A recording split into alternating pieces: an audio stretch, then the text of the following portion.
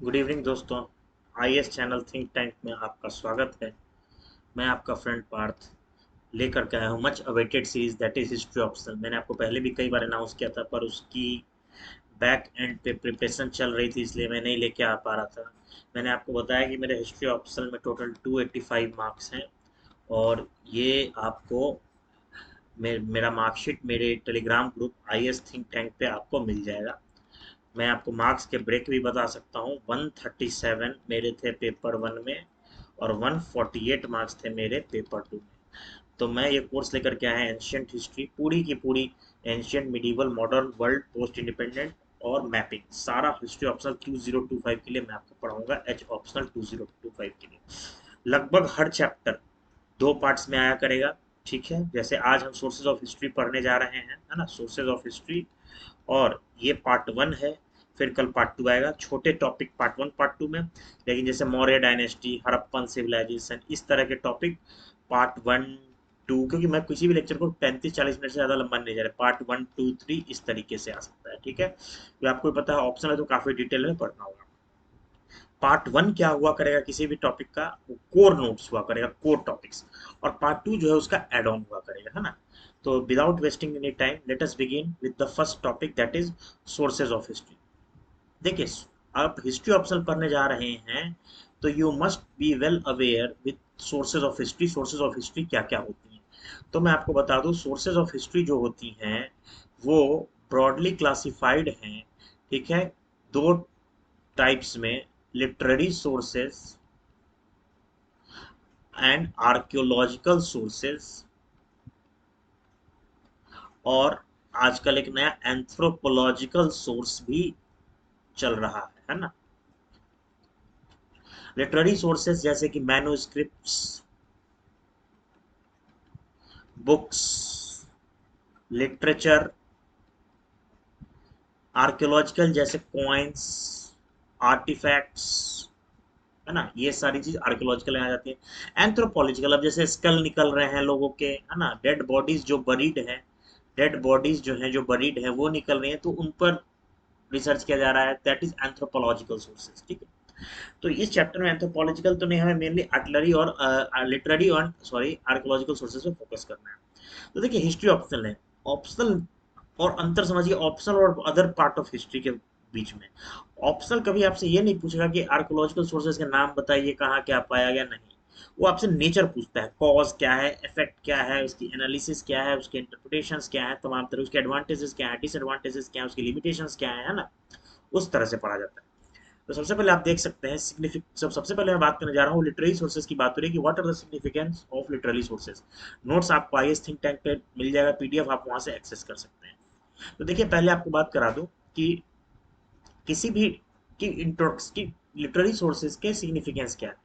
तो literary sources के huge significance है। पहले लिटरेरी सोर्सेज जो हैं हमारे पास, वैदिक एज से पहले के लिटरेरी सोर्सेज अवेलेबल नहीं है, लेकिन पोस्ट वैदिक एज हमारे पास लार्ज नंबर, यही चीज यहाँ लिखा हुआ है, पोस्ट वैदिक एज हमारे पास large number of literary sources हैं। ठीक है, जो हमें important aspect of Indian history के बारे में बताते हैं, इंडिया के पॉलिटिकल सिस्टम के बारे में, इकोनॉमिक कंडीशंस के बारे में, चेंजिंग सोशल डायनामिक्स के बारे में, चेंजिंग डेमोग्राफी के बारे में, सोशल रिलीजियस लाइफ के बारे में, कास्ट सिस्टम के बारे में, वर्ण सिस्टम के बारे में, एक्सेट्रा।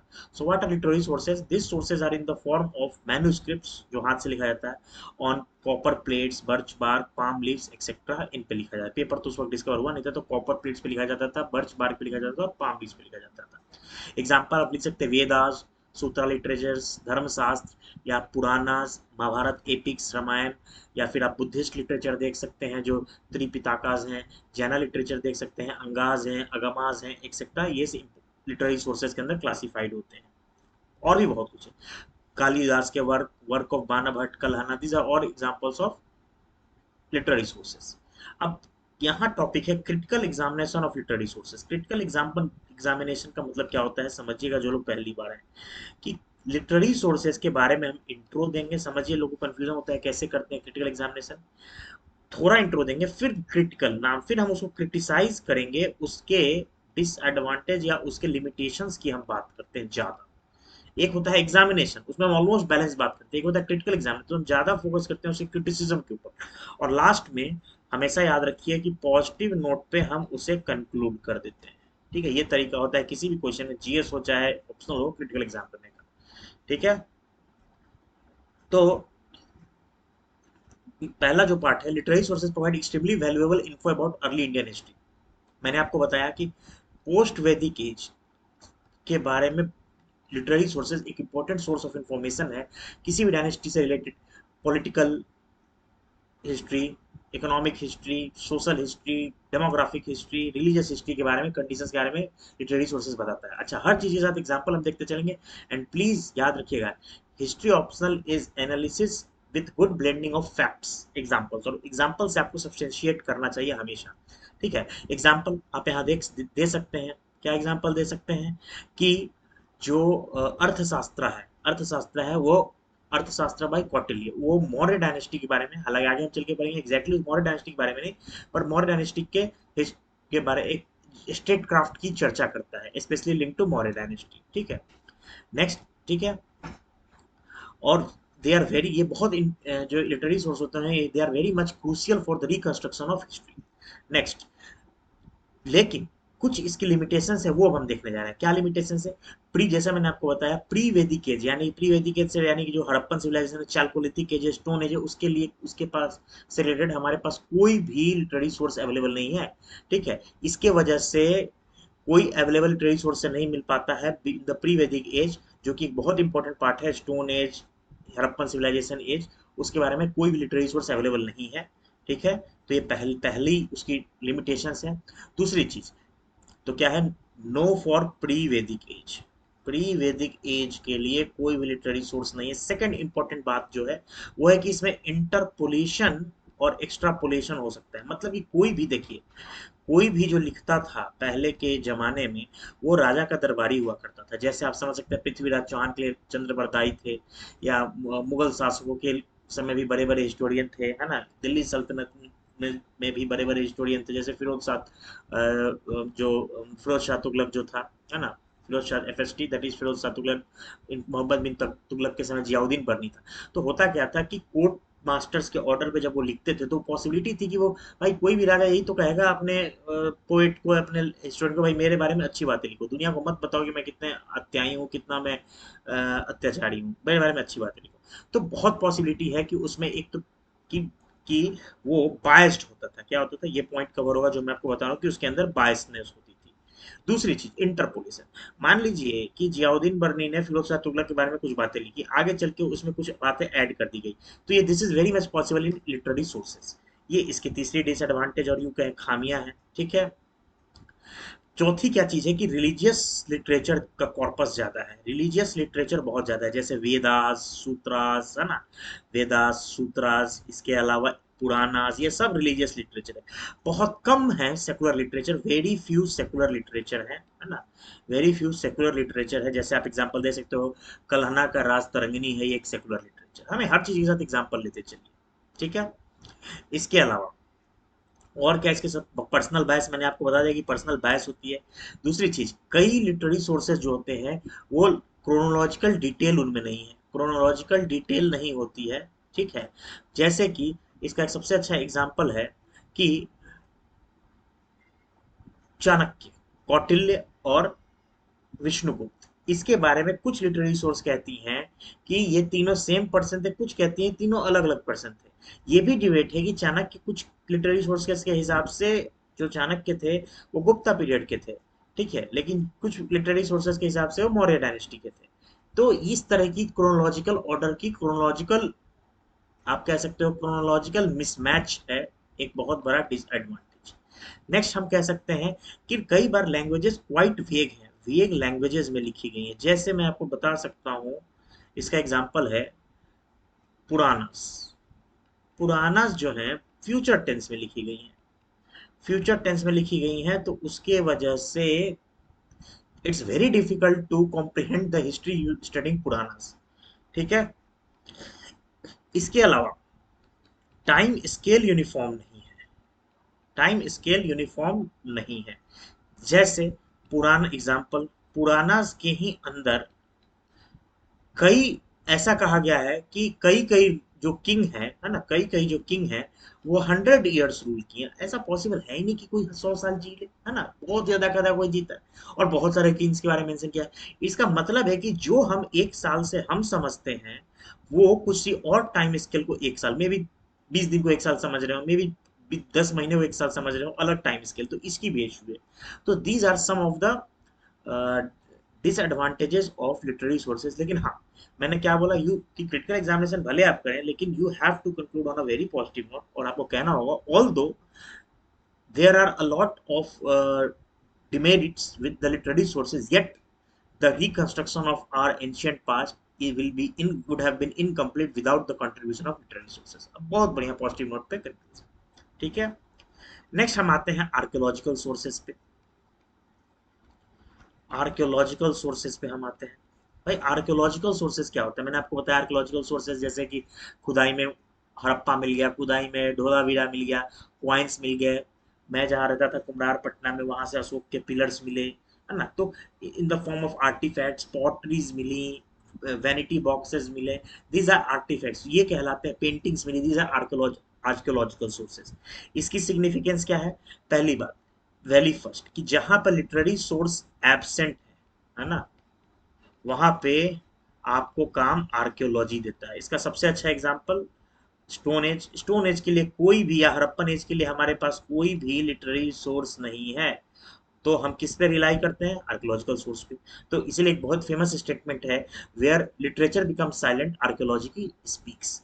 सेकंड, कि free from extrapolation interpolation. Extrapolation नहीं हो सकता क्योंकि वो पिलर बना या आर्टिफैक्ट से, तो वो उस समय बना। अगर उसमें आप फ्यूचर जनरेशन पे आगे चल करके कुछ मान लिया उस पे आप एक लेयर चढ़ाते हैं तो वो कार्बन डेटिंग से पता चल जाता है ना, इसलिए उसमें आप इंटरपोलेशन एक्स्ट्रापोलेशन नहीं कर सकते हैं, ठीक है। तीसरा, ये फर्स्ट हैंड इन्फो प्रोवाइड करता है। फर्स्ट हैंड इन्फो क्या प्रोवाइड करता है? जैसे मानो जो कॉइन्स इशू किए गए द्वारा, यानी आप ले सकते हो कुशाना डायनेस्टी द्वारा, तो उसी समय इशू किए। लिटरेरी सोर्स तो ऐसा हो सकता है जैसे आप पद्मावत, बहुत फेमस मूवी भी है, पद्मावत कहानी काल्पनिक है, ये ओरिजिनल है कहना कठिन है। पद्मावती कहानी बुक जो है, ये मलिक मोहम्मद जैसी ने सूर डायनेस्टी के समय लिखा था, और कहानी कब की है? खिलजी डायनेस्टी के समय की। तो वो फर्स्ट हैंड इन्फो नहीं प्रोवाइड करता है, लेकिन ये जो है ये फर्स्ट हैंड इन्फो प्रोवाइड करता है, क्योंकि क्वाइन जब बटा होगा तो कनिष्का का क्वाइन है, तो नो डाउट कनिष्का या उसके आगे पीछे बाप बेटा के ही जनरेशन के आसपास बीता होगा, ठीक है। तो कोई भी इंटरपोलेशन एक्स्ट्रापोलेशन से ये फ्री रहता है और फर्स्ट हैंड इन्फो देता है। प्राइमरी इन नेचर है क्योंकि फर्स्ट हैंड इन्फो देता है, इसीलिए उसको प्राइमरी इन नेचर कहा जाता है, ठीक है। Next, carbon dating. Carbon dating से, यूजिंग कार्बन डेटिंग उसकी एज पता की जा सकती है। नेक्स्ट एडवांटेज क्या है? मटेरियल कल्चर क्या था वो पता किया जा सकता है। जैसे हम कह सकते हैं कि Indo Greeks were the first to introduce gold coins in the Indian सब कॉन्टिनेंट, ठीक है। पर्सनल बायस एब्सेंट, हालांकि इस पे मैं बहुत नहीं बात करता हूँ, पर्सनल बायस एब्सेंट होने के चांसेस रहते हैं, पर ऐसा नहीं है कि टोटली एब्सेंट हो, है ना। एब्सेंट रहने के, जैसे कॉइन है तो कॉइन किस मेटेरियल का, इसमें कोई पर्सनल बायस नहीं रहेगा भाई। गोल्ड का है, कार्बन डेटिंग से पता चला कि कुशाना एज का है, इंडो ग्रीक का है, पार्थियन का है, तो पता चल जाता है। दूसरी चीज कि प्लेंटी में अवेलेबल है। ये सारे पॉइंट्स हैं, आप देख सकते हैं मेरे नोट्स में रेड अंडरलाइन भी है, तो आप इसको इजीली पढ़ सकते हैं। प्लेंटी अवेलेबल है, और लगभग ऑलमोस्ट हर पीरियड के लिए available, almost for all periods, almost for all periods ये अवेलेबल है ना। सो गुड है, so this is a good source, ठीक। हाँ, लेकिन इसके डिसएडवांटेज भी है। क्या क्या है भाई इसके डिसएडवांटेज? इसके डिसएडवांटेज है कि भाई इसे कॉस्टली है मेंटेन करना, रस्टिंग हो जाती है।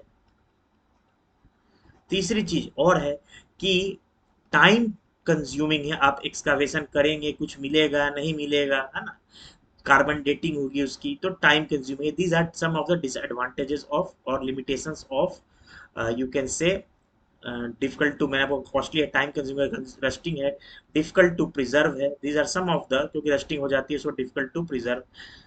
These are some of the disadvantages, some of the disadvantages of archaeological sources.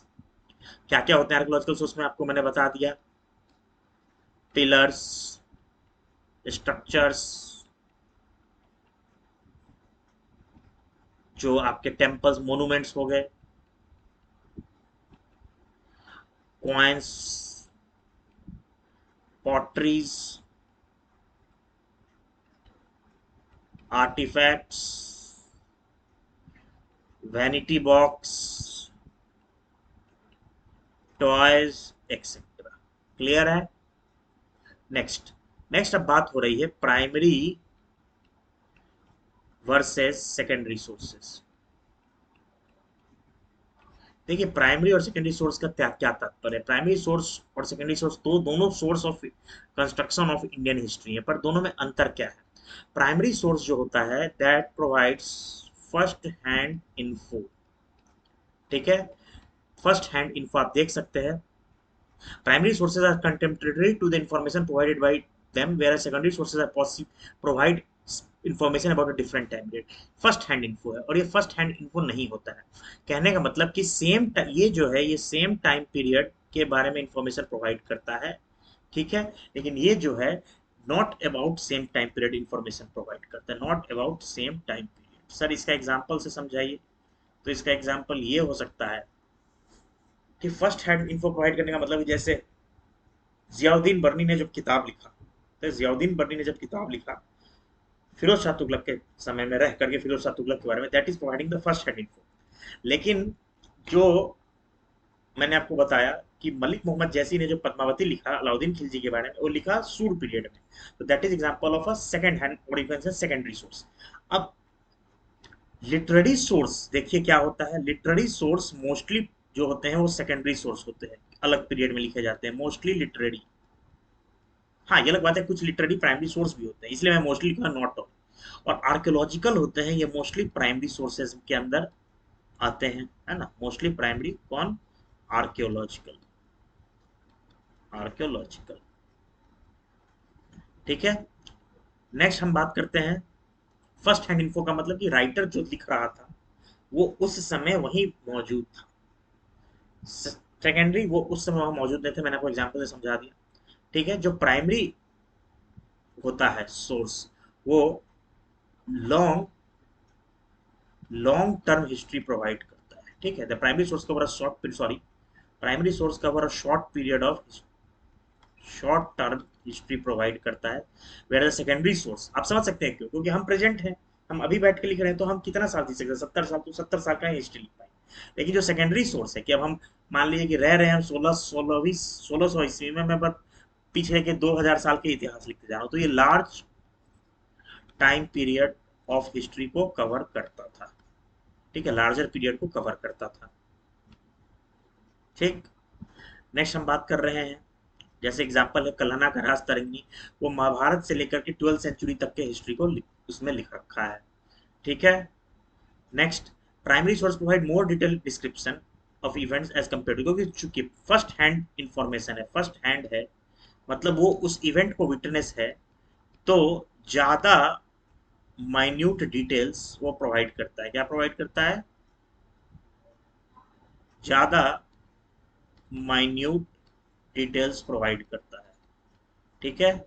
ये लेस लेस डिटेल्स प्रोवाइड करता है, ठीक है।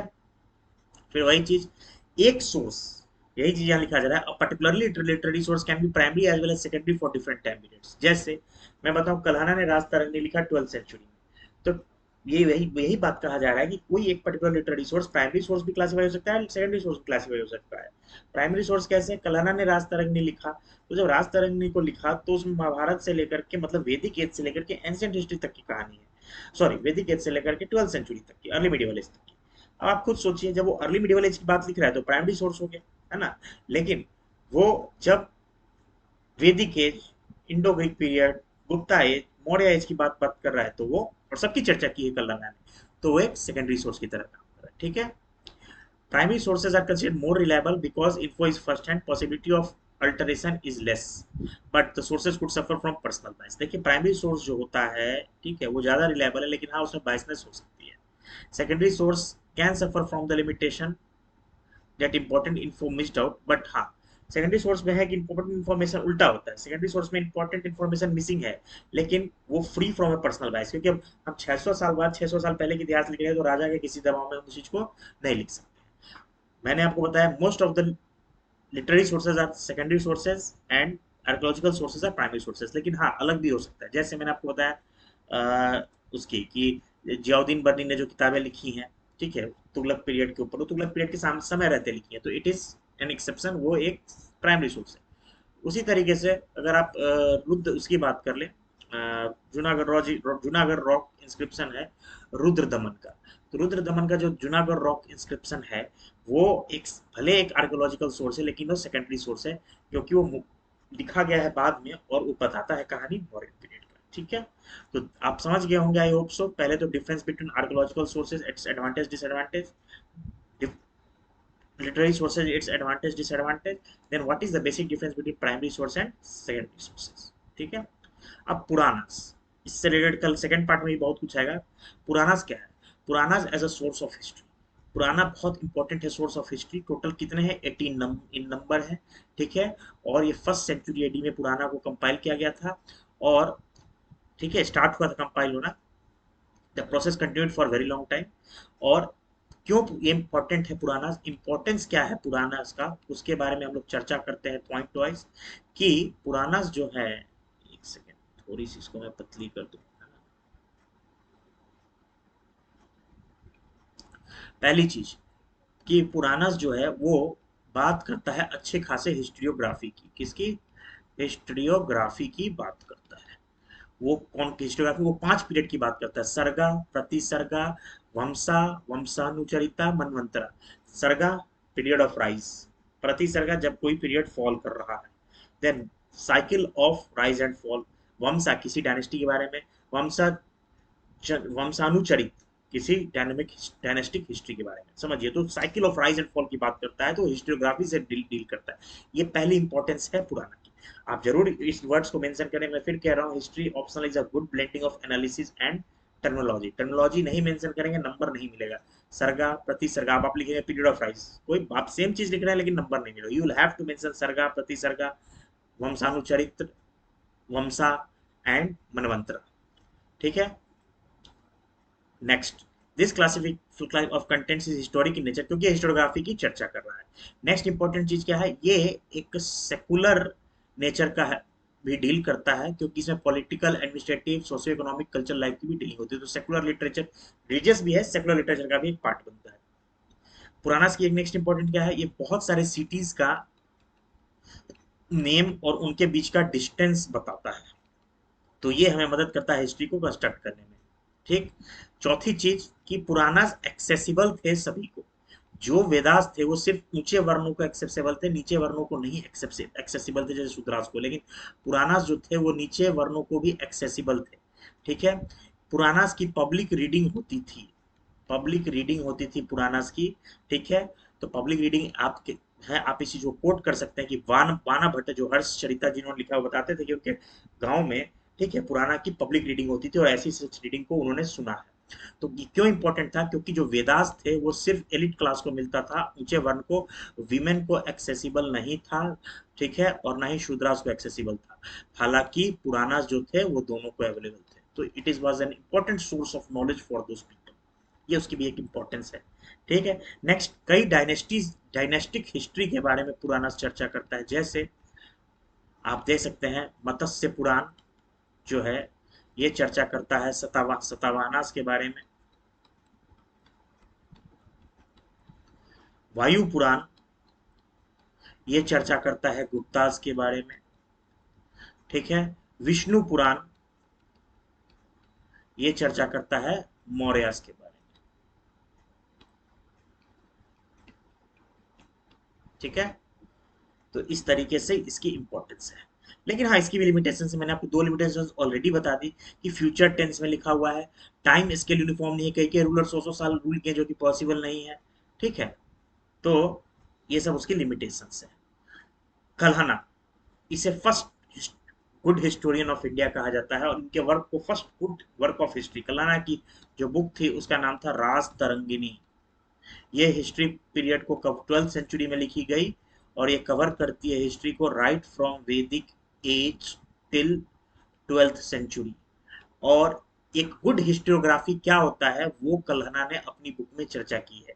उन्होंने बताया है कि एक गुड हिस्ट्री वर्क वो होता है जो बायसनेस से फ्री हो, बायसनेस से जो फ्री हो, जो मॉडर्न कंटेम्प्ररी डेवलपमेंट को ध्यान में रख करके, मॉडर्न कंटेम्प्ररी डेवलपमेंट को ध्यान में रख कर करके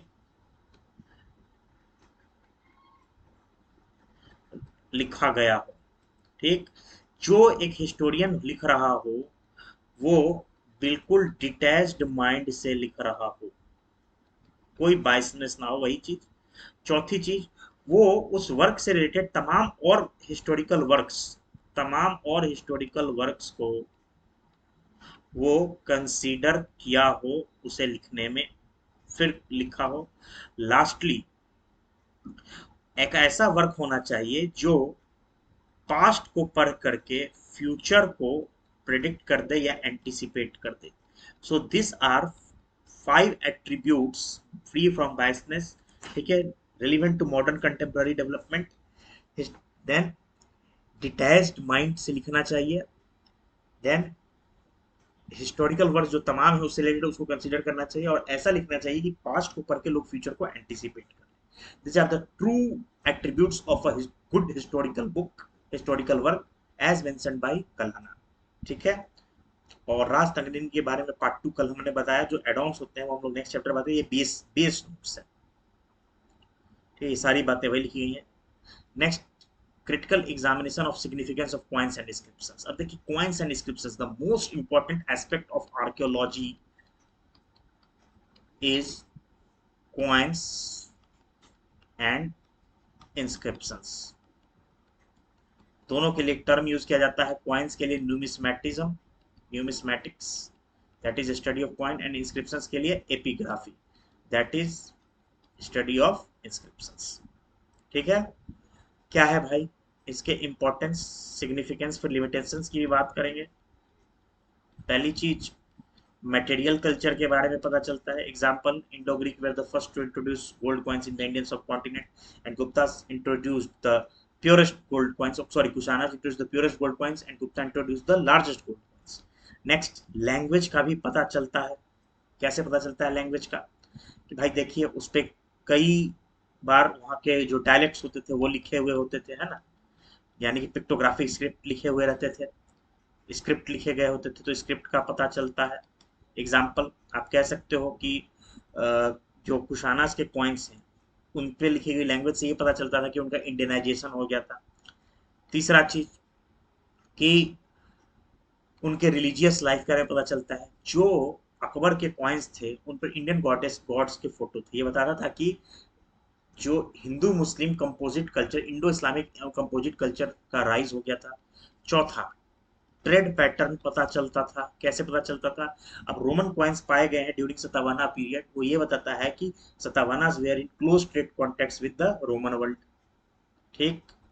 फिफ्थ, जो कॉइन्स थे, ठीक है, कॉइन्स, ये तो हमने देख लिया कि ये, ठीक है, लैंग्वेज देख लिया, मटेरियल कल्चर देख लिया, फॉरेन रिलेशंस, हाँ, फॉरेन रिलेशन का भी पता चलता है। अब मान लीजिए से वही ट्रेड पैटर्न आप कह सकते हैं फॉरेन रिलेशन, कि as a token of you can say maintaining good relations, एक किंग दूसरे किंग को कुछ सौगात भेजते थे, ट्रिब्यूट्स। तो इससे ये पता चलता है कि हमारे फॉरेन रिलेशंस और एम्बेसी रिलेशंस क्या थे उस जमाने में। ठीक है। इसके अलावा वॉर्स एंड बैटल्स का भी पता चलता है। वॉर्स एंड बैटल्स का भी पता चलता है। कैसे? जो एहोल इंस्क्रिप्शन है रवि कीर्ति का, एहोल इंस्क्रिप्शन जो है रवि कीर्ति का, वो ये बताता है कि Shashank of Bengal had defeated Chalukyan, Chalukya of Pulakeshin two of Chalukyan dynasty. ठीक है, मैं भूल ही गया था, मैं सिर्फ कॉइन कॉइन पे रह गया कि इसमें इंस्क्रिप्शंस भी है। ठीक है। नेक्स्ट पता चलता है कि लोगों के कॉन्क्वेस्ट के बारे में पता चलता है। जो अलाहाबाद प्रशस्ति है, अलाहाबाद प्रशस्ति है समुद्रगुप्त का, वो बताती है कि समुद्रगुप्त जो थे वो he was a, you can से he was a great conqueror. इसके बाद पर्सनल लाइफ के बारे में पता चलता है। वही अलाहाबाद प्रशस्ति बताता है कि जो समुद्रगुप्त थे he was a great Veena player. ठीक है, he was a great Veena player. तो ये पता पल्सल रेशन के बारे में पता चलता है। कई ऐसी डायनेस्टीज हैं जिनके बारे में पता चलता है, जैसे योधयास, मालवास, ये सब कुछ ट्राइब्स थे। अगर कॉइन्स नहीं होते, इंस्क्रिप्शंस नहीं होते, मेनली इंस्क्रिप्शंस की मैं बात करूं तो इनके विषय में नहीं पता चलता। इसके अलावा नेम पर्सनल में ही आप बता दो, एक और एग्जांपल है अशोका। अशोका का नाम देवनामपिया, देवनामपिया जो था उस सम्राट अशोक का नाम भी इंस्क्रिप्शन से ही पता चला था, वरना नहीं पता चलता। तो देखिए आप एक right a good answer using this. इसके डिसएडवांटेज या लिमिटेशंस क्या है भाई? ठीक है, इसके डिसएडवांटेजेस क्या हैं? तो इसके डिसएडवांटेजेस बहुत हैं, मैंने आपको पहले ही जो कॉमन डिसएडवांटेज है आर्कियोलॉजिकल सोर्स के उसके भी है। रस्टिंग होने के चांसेस होते हैं, टाइम कंज्यूमिंग है ना, डिफिकल्ट टू प्रिजर्व है, और फिर ये सब उसके डिसएडवांटेज। इस प्रकार सोर्सेज ऑफ हिस्ट्री ऑप्शनल का पहला अध्याय समाप्त होता है। कल हम लोग पार्ट 2 के साथ आएंगे, जिसमें हम लोग इसके एड ऑन्स करेंगे। ठीक है, थैंक यू। चैनल को लाइक करना, सब्सक्राइब करना, शेयर करना, कमेंट करना ना भूलें। ठीक है, टेलीग्राम से आपको पीडीएफ अवेलेबल हो जाएगा, यू कैन टेक दैट। और प्लीज़ शेयर करिए, कोई पैसा नहीं चाहिए, फ्री में पढ़ा रहा हूँ, जॉब करता हूँ, थक जाता हूँ, फिर भी आगे फ्री पढ़ाता हूँ। पढ़ाना मेरा पैशन है। मैं नहीं बन पाया ये इंटरव्यू की वजह से, इंटरव्यू में नंबर कम दिए गए, पर मैं चाहता हूँ मैं यूज़ करूँ। मेरे थ्रू कई लोग आईएएस बने, है ना। मैं नहीं बन पाया तो क्या हुआ, मेरे थ्रू कई लोग बन जाए, है ना। Thank you, bye bye, good night, take care, है ना। गुड नाइट, शब्बा खैर, शुभ रात्रि, बाय। टेलीग्राम चैनल को ज्वाइन करना ना भूलें, IAS think tank. Thank you.